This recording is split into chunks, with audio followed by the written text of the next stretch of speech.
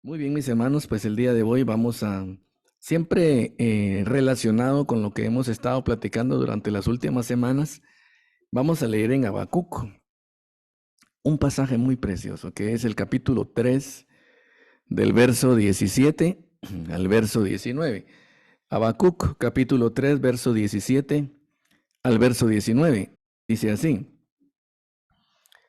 aunque la higuera no florezca, ni en las vides haya frutos, aunque falte el producto del olivo, y los labrados no den mantenimiento, y las ovejas sean quitadas de la majada, y no haya vacas en los corrales, con todo, yo me alegraré en Jehová, y me gozaré en el Dios de mi salvación. Jehová el Señor es mi fortaleza, el cual hace mis pies como de ciervas, y en mis alturas me hace andar. En este pasaje, hermanos, nosotros tenemos aquí una expresión extraordinaria. Eso es lo que puedo decir. Tenemos las palabras de Habacuc.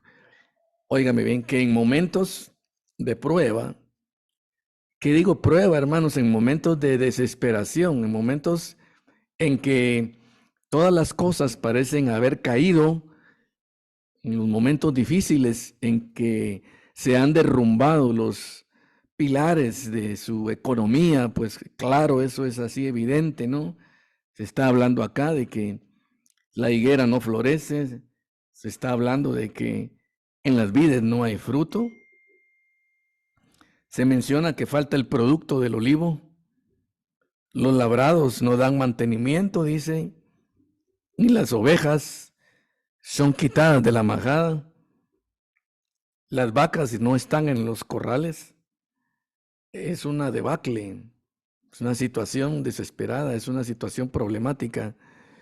Y en medio de todo esto, el profeta tiene palabras que exaltan la grandeza del Señor. Tiene palabras de optimismo, tiene palabras que expresan y revelan la confianza que hay en su corazón. Algo ha ocurrido en él para que sea capaz de expresarse como lo hace, porque lo ordinario, cuando el momento de la prueba viene, cuando la tempestad arrecia, cuando el viento recio sopla y cuando se derrumban, hermanos, nuestros baluartes, en este caso el baluarte económico fue el que cayó, el que se mira acá, que estrepitosamente ha sido derrumbado. Él tiene este tipo de expresiones, porque es obvio, salta a la vista que en la vida de este individuo, que este hombre está en el espíritu, y cuando digo en el espíritu es porque está teniendo una concepción, una visión, una cosmovisión como debe de ser. Está viendo las cosas en su dimensión correcta y las está entendiendo y las está comprendiendo. Él tiene muy claro que él está en las manos del Señor y que de ahí nadie le arrebatará. Oh, hermanos, para nosotros esto es una muestra del poder de Dios cuando la prueba se hace presente, cuando los momentos de desesperación llega, como el justo puede reaccionar en el espíritu, contemple con dominio propio, con equilibrio, con estabilidad, con normalidad, ¿sabe usted? Comprendiendo exactamente lo que está ocurriendo a su alrededor. Y es que hay gozo en el corazón de este hombre. Hay regocijo en su ser interior. Y estas palabras es importante comprenderlas porque, bueno, le voy a recordar lo que dice el Salmo 19 en el verso 8. El Salmo 19 en el verso 8 dice estas palabras. Le pido que las escuche. Estoy buscando el Salmo acá. Aquí lo tengo ya. Los mandamientos de Jehová son rectos, que alegran el corazón. El precepto de Jehová es puro, que alumbra los ojos. Cuando dice acá que alegra el corazón, es que los mandamientos del Señor traen al alma del redimido esta consecuencia de alegría. En el Antiguo Testamento se utiliza mucho el término alegría. También se utiliza el término gozo. Y es que hay algo que es inherente al creyente, y de eso le quiero hablar en esta mañana, y es algo que nosotros, hermanos, no debemos de perder. Y debemos de tratar de conservar a costa de lo que sea. Oiga, y es el gozo de la salvación. Así es. Y ese gozo de la salvación está íntimamente relacionado con nuestra actitud frente a la palabra de Dios, porque cuando la palabra de Dios permea en nuestro ser interior, es decir, cuando no solamente es una noticia, una información, algo que nosotros escuchamos cada semana y luego lo olvidamos, no. Cuando la palabra de Dios verdaderamente ha hecho impacto en nuestra mente y en nuestra conciencia, y ella ocupa un lugar primordial en nuestra noticia, entonces ello alegra el corazón. Ello nos hace tener lo que en la Biblia se conoce como el gozo de la salvación. Alimenta, fortalece, suministra de forma constante esa vertiente de gozo que brota desde nuestro ser interior. El Señor Jesús, al hablar de eso, decía, son ríos de agua viva que brotan del interior. Hay dentro de nosotros, hermanos, ese gozo. ¿Sabe por qué razón? Porque un conflicto terrible, un conflicto tremendo, el más grande de todos, ha sido arreglado. Se solucionó el problema. La deuda que usted tenía con el Padre. Porque le comento, de acuerdo a las Escrituras, todos y cada uno de nosotros, por causa de nuestro pecado, nos estaba reservada, hermano, la condenación. Sí, la Biblia, eso es lo que dice. El alma que pecare, dice, esa morirá. Porque Dios no da por inocente al culpable. Pero ese problema se resolvió cuando el Padre envió a su Hijo y el Hijo fue a la cruz en la demostración sublime de ese amor eterno y murió de forma vicaria, es decir, de forma sustituta por nosotros. Y llevó Él en su humanidad, en su corporeidad, el castigo de nuestra paz. Y el Padre aceptó ese castigo, porque vio en la cruz a su Hijo como un malhechor. Por eso es que las palabras Elí, Elí lama sabactani, que traducido del hebreo es Padre, Padre, ¿por qué me has desamparado? Por eso fueron pronunciadas por el Hijo, porque en ese momento la ira del Padre caía sobre su Hijo, de tal forma que hay pensadores cristianos que dicen que el Padre se apartó del Hijo en ese momento porque lo hizo pecado. Porque ahí Él se volvió pecado, ya que el Hijo estaba llevando literalmente toda la maldad, toda la iniquidad de todos los que habían de ser salvos, entre los cuales estamos incluidos nosotros. Y eso llena de gozo nuestro corazón y de gratitud, de un gozo reverente, porque Él murió ahí en la cruz precisamente, y ese fue el motivo primordial. Así es que a partir de ese instante, la culpa que nos correspondía a nosotros fue trasladada al Hijo de Dios en la cruz del Calvario, y nosotros lo vivimos por la fe en el momento en que creemos.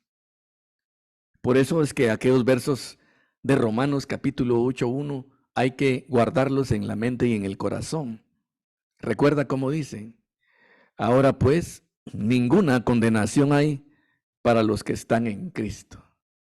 Esto es a los que conforme a su propósito, dice, son llamados. O lo que dice Romanos capítulo 5:1, justificados pues por la fe. Tenemos paz para con Dios por medio de nuestro Señor Jesucristo, por quien tenemos entrada a esta gracia, dice, en la cual estamos firmes. Habacuc, en la narración que nosotros tenemos acá, en el verso 17 al 19, él hace una descripción. Mire que es breve, pero a la vez es detallada, de todo lo que le acontece, de las situaciones que él está viviendo, y por las expresiones que nosotros encontramos acá en la palabra del Señor, inmediatamente nos damos cuenta que es una situación preocupante. Prácticamente, hermano, lo ha perdido todo. Él era un individuo que se dedicaba a la labor del campo, en la especialidad agrícola y ganadera, ganado vacuno, ganado ovejuno, y la actividad agraria, y todo se ha venido al suelo. ¿Cuántos serán las pérdidas? No tenemos idea, pero sabemos que son grandes las pérdidas. Las cosas materialmente no están pasando como deberían de pasar, no ocurre lo esperado. Sin embargo, este hombre está robusto, este hombre está fuerte. Le recuerdo lo que dice Proverbios 24:5. Lo vamos a leer. Este es un versículo para memorizar. Le invito a que lo haga, porque, hermanos, su implicación es determinante, es muy importante. Proverbios 24:5 dice: el hombre sabio es fuerte y de pujante vigor, dice el hombre docto. Cuando habla de que el hombre docto es de pujante vigor, está diciendo que es de una fortaleza muy especial. Y ser docto implica haber sido adoctrinado, eso es lo que significa. Docto es conocedor, que sabe, que está enterado. Hermano, por eso es importante esta reunión, porque en esta reunión se hace eso, discurrir sobre un tópico de la palabra del Señor, comentarlo, enseñarlo, predicarlo, y después de una sesión de esta siempre aprendemos. Por eso es importante. Pero también es importante que de forma privada cada uno de nosotros consulte las Escrituras y alguna lectura complementaria útil y de edificación, para que tengamos un mejor aprovechamiento a fin de que entendamos.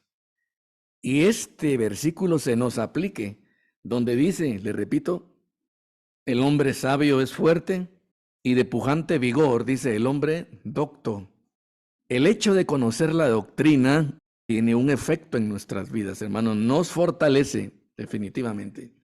Y saber la doctrina implica tener presente esto que le voy a decir. Es este pasaje muy conocido, Romanos 8:28. Y sabemos, dice, que a los que aman a Dios, todas las cosas les ayudan a bien. Todas las cosas. No hay ni una sola que no ayude. Dicho de otra forma, al pueblo de Dios, a los que somos hijos de Dios, no nos puede ir mal. Porque que nos vaya mal, bueno, hermanos, es que nos esperan consecuencias nefastas, indeseables. En nuestro caso, las consecuencias siempre son de bendición. En nuestro caso, los resultados de los acontecimientos siempre propenden para el bien, porque por eso lo dice ahí. Todas las cosas ayudan a bien. Habacuc era un hombre docto, así es que era un individuo de pujante vigor. Tenía una fortaleza inaudita, tremenda, terrible, y por eso se planta frente a ese momento en el cual las cosas, como digo, no parecían ir bien, sino que parecía que iban mal, pero él sabía que para él iban bien porque todo esto, aparentemente negativo, propendía para su beneficio. Por eso es importantísimo, hermanos, todos estos ingredientes que estoy mencionando. Y entonces todo esto no le hacía a él perder la paz. Importante ni perder el gozo. Le tengo un pasaje que está en el libro de Nehemías, en el capítulo 8, en el verso 10. Es una máxima cristiana de todos los tiempos.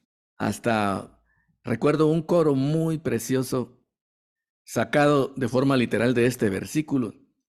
Y no solo ese, otros más. Dice, porque el gozo del Señor es nuestra fortaleza. Nehemías 8:10. porque el gozo del Señor es nuestra fortaleza. Oh, sí, hermano. ¿Y ese gozo qué es? Pues que yo me ande riendo por tal. No. Es un gozo interior. A veces nuestra personalidad formal, nuestro rostro serio, muchas veces quizás no va a reflejar eso que adentro sí debe de existir. No es que la gente ande riéndose todo el tiempo, ¿no? Hay gente que no puede hacer eso. Y hay gente, incluso que no es cristiana, que no le cuesta, ¿no? No me refiero a eso, hermano. Me refiero a un gozo interior. Ese gozo interior, dice, el gozo del Señor es nuestra fortaleza. ¿Y qué es ese gozo? El gozo del Señor, óigalo, es el gozo de la salvación. ¿Y qué es el gozo de la salvación? Es que he comprendido y he tenido bien claro el hecho de que Cristo fue a la cruz para morir por mis culpas, por mis pecados, y que el Padre aceptó la ofrenda perfecta. Por eso las palabras del Hijo, Elí, Elí, lama sabactani, en aquel momento decisivo.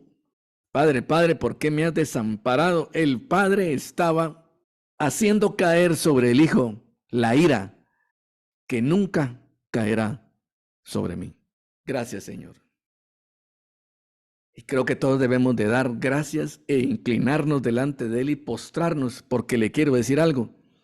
Qué cosa terrible, dice la Biblia, es caer en manos de un Dios vivo.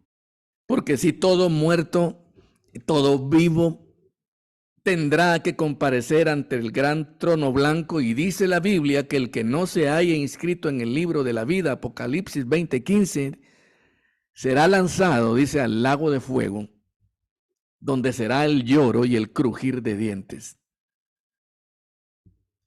Lo digo con la gravedad del caso, con la seriedad que esto amerita, hermano.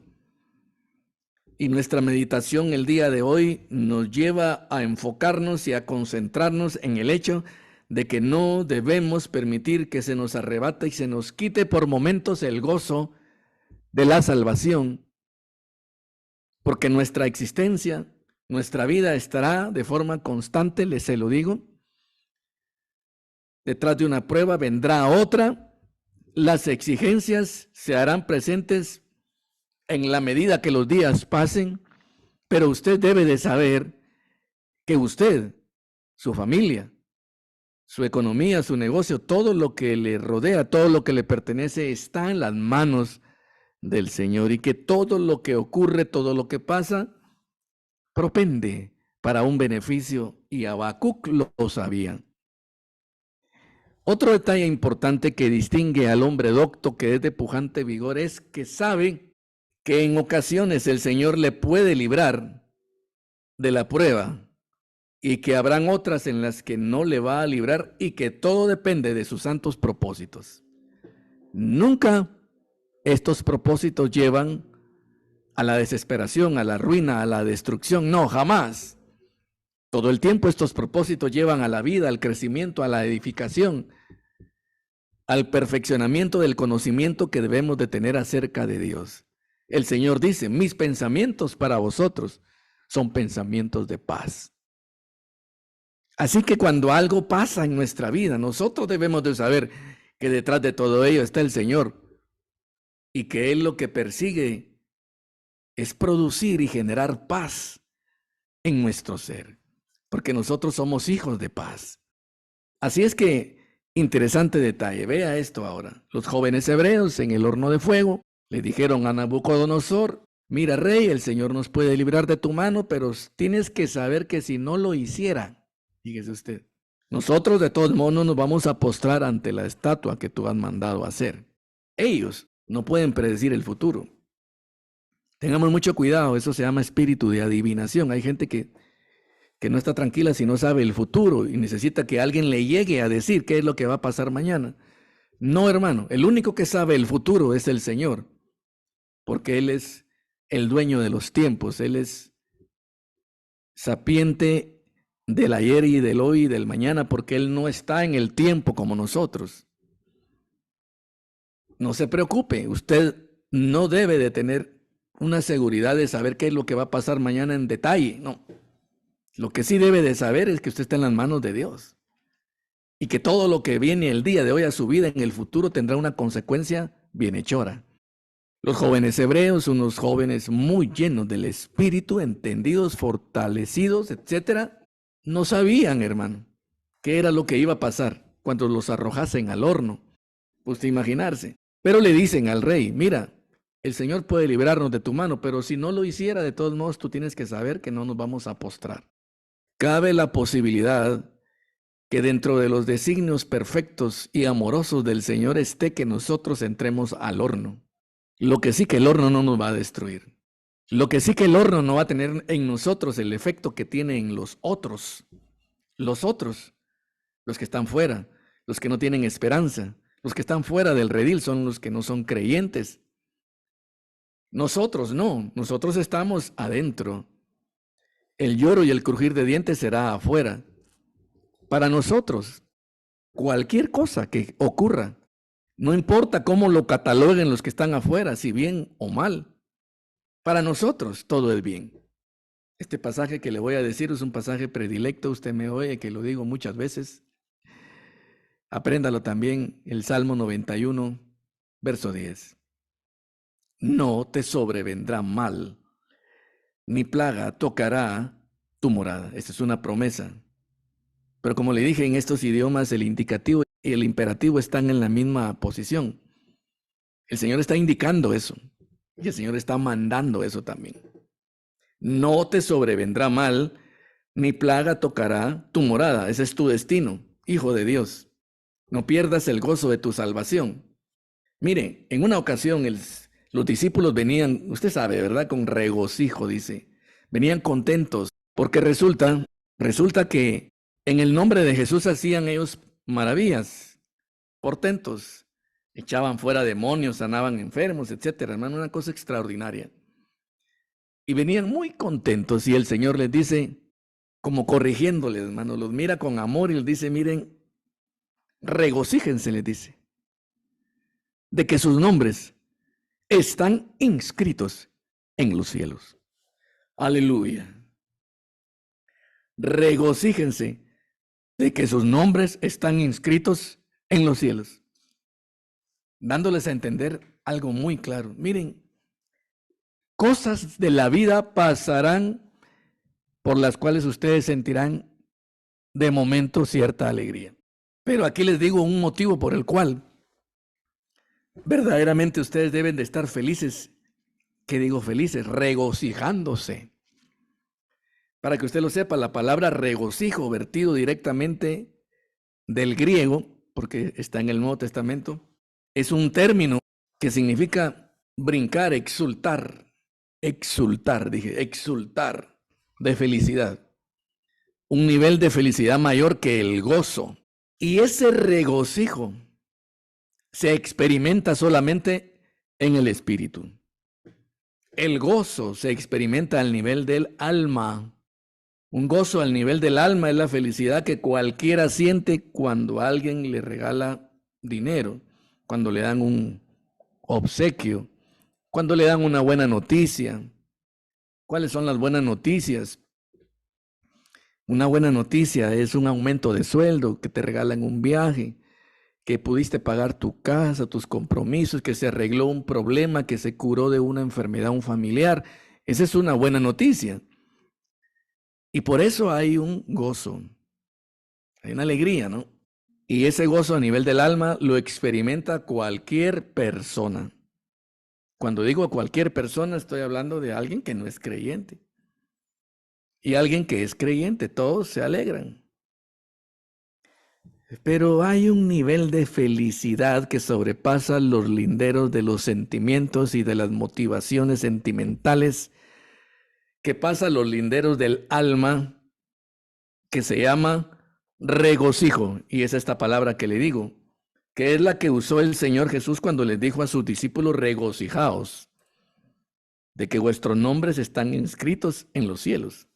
Esa misma palabra es la misma palabra que utiliza el apóstol Pablo en Filipenses en el capítulo 4.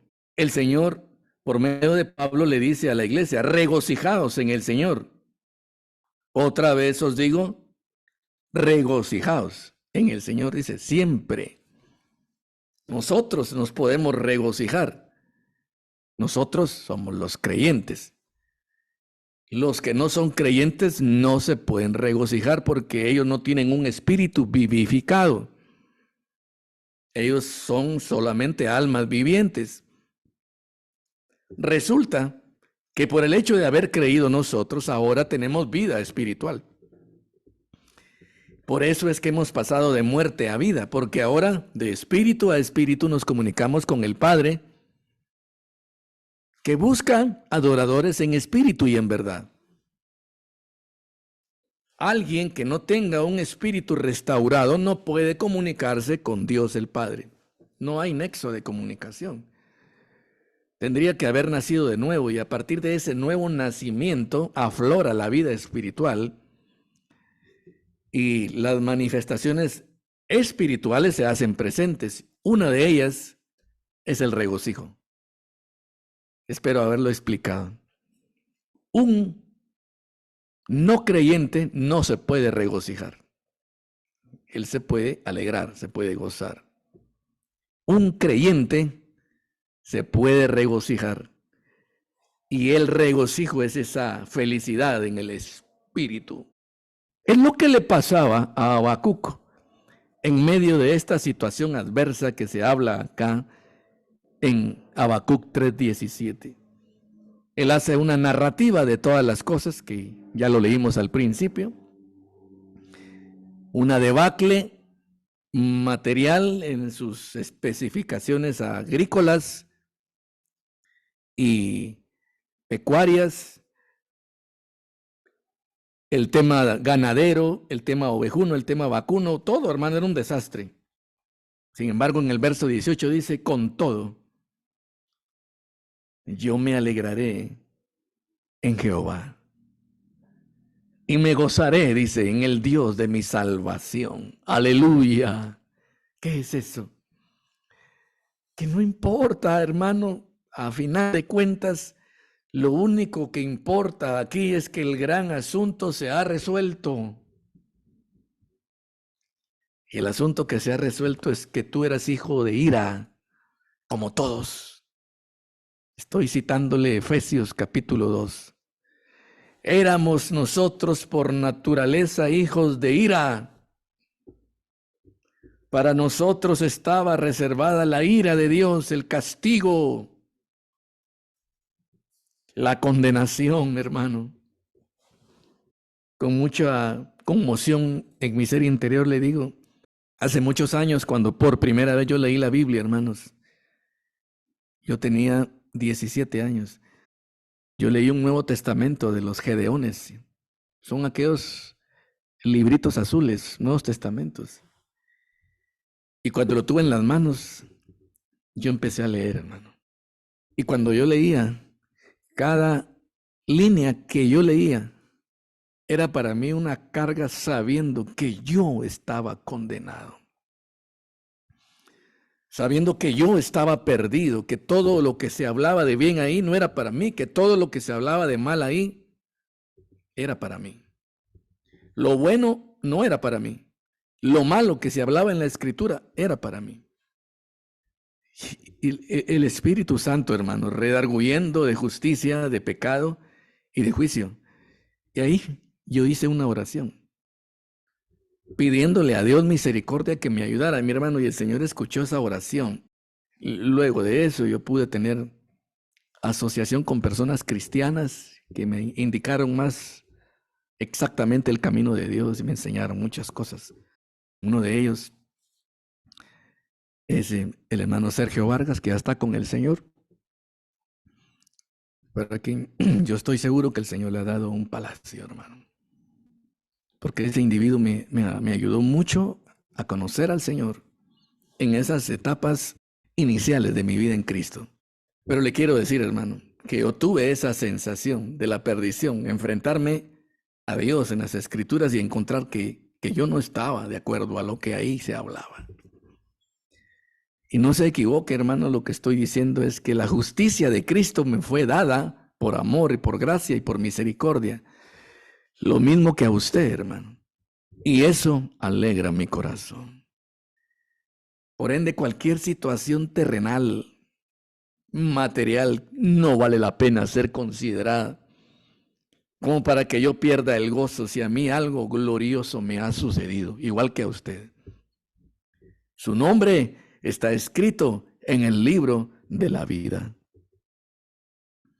El Señor Jesús le dijo a sus discípulos: alegrías por cosas que vienen en la vida vendrán, pero les digo una cosa, regocíjense, porque sus nombres están escritos en los cielos. Y ese es el motivo por el cual el corazón de Habacuc, hermano, no... Y este hombre conocía eso, porque Proverbios 24:5 era un hombre docto, de pujante vigor.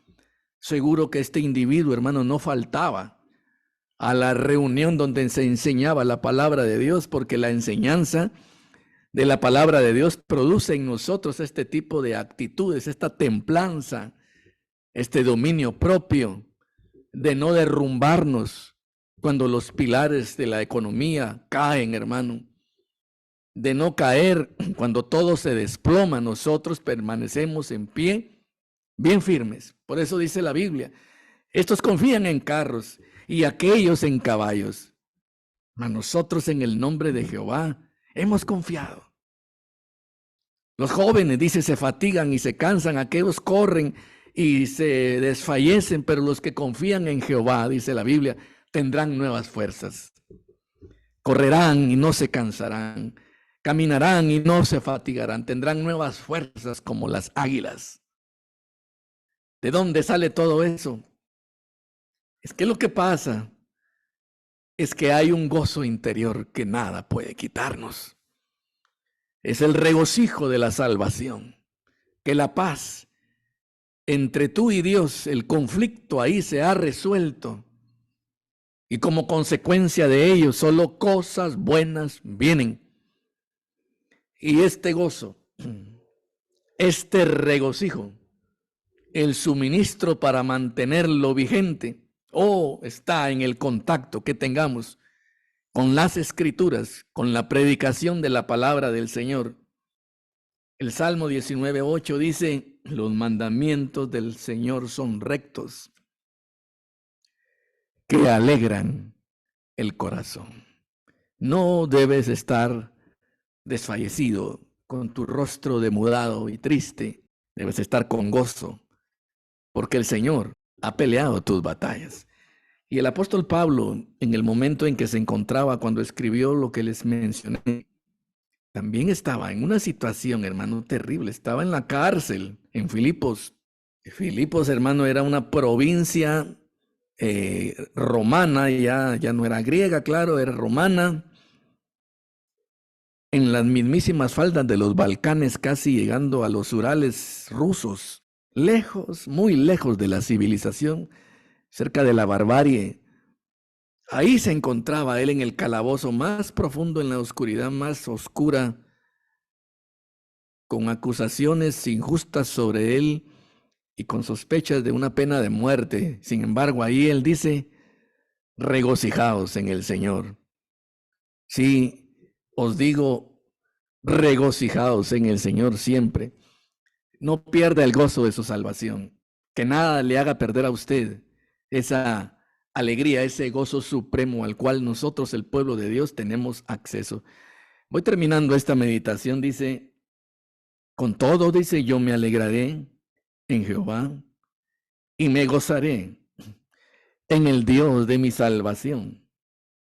Jehová, el Señor, es mi fortaleza, el cual hace mis pies como de ciervas, y en mis alturas me hace andar. Hermano, desde el fondo de mi corazón, le bendigo. Le pido al Padre Celestial que le ayude, le fortalezca en todo, y que en este día crucial, importante para nuestro país, la decisión del pueblo que se expresa en las urnas sea la que se cumpla, lo que la gente decida. Claro que detrás de todo esto está el Señor, hermanos. Usted no se preocupe por nada. Guatemala está en las manos del Señor. Su familia, sus hijos también. Si ya votó, lo felicito. Si no lo ha hecho, vaya a votar, deposite su voto en la urna. Yo no le digo por quién votar, pero tome la mejor decisión.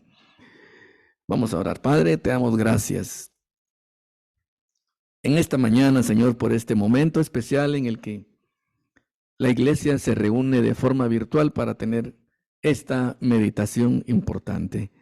Te pedimos, Señor, que tu palabra permee hondamente en nuestra mente, en nuestra conciencia, que nuestra conducta sea afectada por esta enseñanza, que nos esforcemos en la gracia por caminar, por ir en la ruta que tu palabra establece. Señor, que el gozo no se pierda, que el regocijo sea la opción de nuestro camino, cada mañana levantarnos, cada noche al acostarnos, sabiendo que estamos en tus manos, Señor, y que de ahí nadie nos va a arrebatar. Hermano, que tenga una bendecida semana. Que Dios le bendiga. Dios bendiga a Guatemala.